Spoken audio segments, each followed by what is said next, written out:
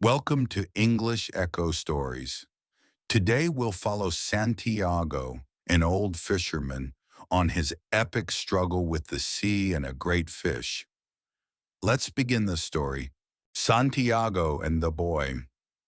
Santiago was an old fisherman who lived in a small village by the sea. His skin was burned dark from the sun, and his hands were marked with deep lines from ropes and salt.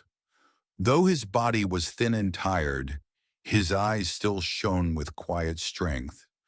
For 84 days he had gone out to fish, and for 84 days he had returned with nothing. The other fishermen began to call him unlucky. Some even laughed, but Santiago stayed calm. He was patient, and he still carried hope in his heart. There was a boy named Manilon who loved him like a grandfather. The boy had once fished with Santiago, but now his parents made him work on another boat, one that brought home fish. Even so, every evening Manolin came to help the old man.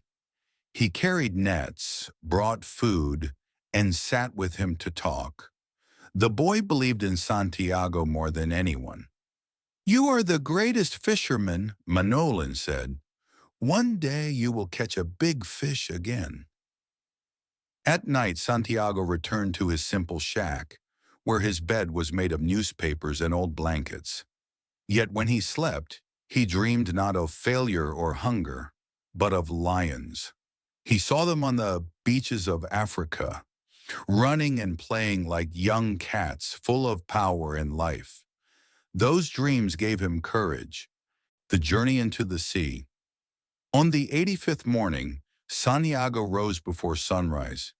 He looked at the sea and told himself, "Today I will go far out, farther than the others. Out there, I will find my fish." The boy helped him prepare. Together they carried the mast, the patched sail, and the long coils of line. The sail was worn and full of holes, but Santiago's spirit was not. With a quiet smile, he pushed his boat into the water. The boy whispered, "Good luck, old man." Santiago lifted the oars and rowed into the calm, shining sea. The morning air was fresh, and the water shone like glass. Santiago loved the sea deeply. To him, it was not an enemy, but a companion, sometimes gentle, sometimes wild. As he rowed, he watched the birds circling above and studied the movements of the waves. Every detail told him a story. Santiago read the sea the way others read a book, and he trusted it to guide him. The great fish. By noon, one of his lines sank deep. Suddenly, a powerful pull shook the boat. Santiago's heart raced. "A big one," he whispered, tightening the rope with both hands. The fish pulled with such strength that the boat began to drift farther and farther into the open sea. The line cut into his hands and the sun burned on his back, but his face glowed with joy. "This is the fish I have been waiting for," he said softly. Hour after hour, the struggle continued. Day turned to night, and the line stayed tight. Santiago's muscles trembled, but he would not give in. He spoke to the fish with respect. "Fish, I love you and admire your strength, but I cannot let you go." The stars shone above him, silent witnesses to the battle. His arms ached, his back burned, but in his heart he felt alive. He thought of the boy. He thought of the lions. And he whispered, "I must endure. I must show what I am made of," as the hours stretched into 2 long days and nights. The old man felt an even deeper respect for the creature he fought. "You are my brother," he told the fish, "but I must kill you, for that is the way of the sea." Old man and great fish, bound together by rope, by struggle, and by destiny. The final struggle. After 2 long days and nights, Santiago's arms ached, his back burned, and his hands were raw and bleeding from the rope. Yet still, he did not let go. The fish was enormous, a creature of strength and beauty, and Santiago felt a deep respect for it. He whispered softly, "You are my brother fish. We are the same, fighting to survive. But I must win, for this is my life." The line pulled the small boat farther into the open sea. Santiago felt the rhythm of the fish's movements, and he adjusted his own strength, his breathing, and his grip. The struggle was no longer just about fish or food. It was a test of courage, patience, and endurance. As the sun rose and fell again, Santiago's mind drifted to memories of lions on African beaches, of the boy who believed in him, of his long life at sea. Each memory gave him courage. He whispered encouragement to himself. "Hold on, old man. You can do this." The victory, finally at the moment when Santiago's body could bear no more, the fish tired. Its great strength slowly diminished, and the old man seized the chance. With all the energy he had left, he pulled the fish close to the boat. He admired it for a moment, feeling awe at its size and beauty. Then he did what had to be done. Santiago killed the fish with a harpoon, careful and respectful. The marlin was so large that it lifted the small boat as it fell, and Santiago felt both triumph and sorrow. He had won, but the victory was bittersweet. The sea, the fish, and the struggle had changed him. He was tired, beaten in body, but proud in spirit. The journey home. Santiago tied the fish to the side of his boat and began the long journey back to the village. The sun was hot and the waves were higher now. As he rowed, sharks began to circle, attracted by the scent of the marlin.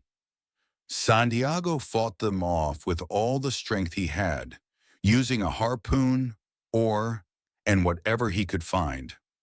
One by one, the sharks attacked, and one by one, he fought them off. But more and more came, and the battle seemed endless. By the time Santiago reached the shore, the marlin was mostly gone, eaten by the sharks. Only the skeleton remained, a silent monument to his struggle. Santiago pulled the empty boat onto the sand and lay down, exhausted, his body aching but his spirit still unbroken. The return. Manolin ran to him immediately. The boy had heard of Santiago's adventure and feared the worst. He helped the old man into the small shack, brought him food, and tended to his wounds. Santiago looked at the marlin's skeleton tied to the boat and smiled faintly. "The fish was bigger than any I have seen," he said.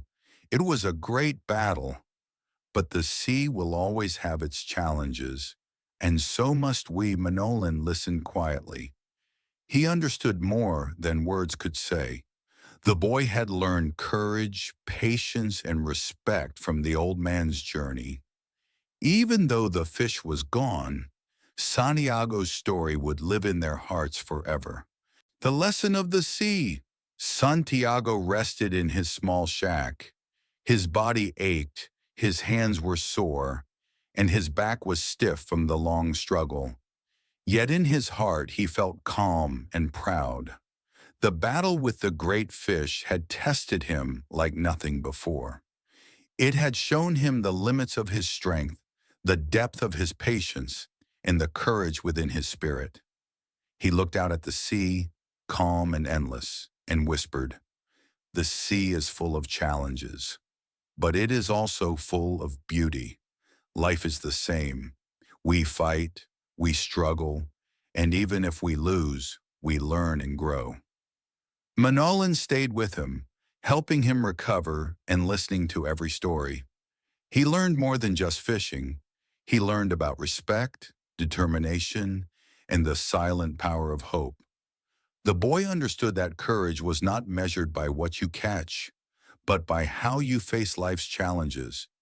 Even though the marlin was gone, its spirit remained. Santiago knew that every struggle, every battle, and every challenge carried a lesson. He had faced fear, pain, and exhaustion, yet he had endured. Santiago dreamed again of lions on the African beaches. They ran and played, strong and free. He felt young again, not in body but in spirit. He understood now that life, like the sea, was a constant struggle, but one worth facing. And so the old man slept, tired but content, with hope in his heart and the knowledge that he had lived fully, bravely, and with honor. Thank you for listening to the story of Santiago, the old man who faced the sea and a mighty fish with courage and determination. Remember, life is full of challenges, and sometimes the journey itself teaches us more than the prize we seek. If you enjoyed this story, don't forget to like, share, and subscribe to English Echo Stories for more inspiring tales. See you in the next story.